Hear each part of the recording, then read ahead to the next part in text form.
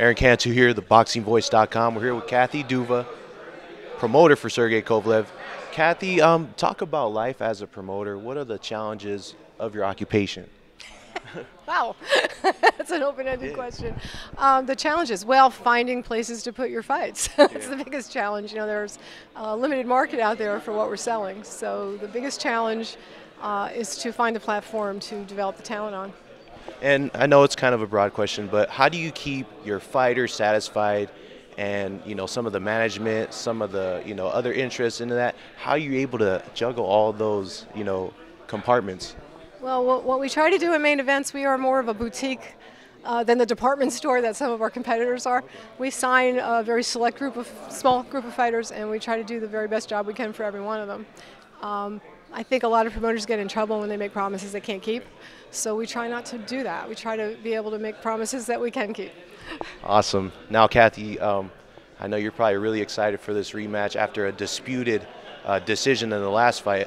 There's a vast majority that believe that Sergey won the fight. I'm one of those people. What is your outlook about this fight? And just talk about the feeling going into this rematch. Well, you know, Sergey is very excited about having the opportunity to do this again, and so are we. I'm sure he will tell you, and he's been talking about what he did wrong last time, the mistakes he made in preparation, overdoing it, overtraining. In fact, when we were here last October, or November, I guess, and we had a press day, Sergey looked so tired and so drained, and it was, I realize now, a reflection of the fact that he just left it here in the gym. This time, he has a new strength and conditioning coach, and he has adapted his training methods more to a distance athlete or an endurance athlete. The coach he'd been working with before was a track coach, and for his previous two fights, and both times he ran out of gas, I realized now he was training for a sprint.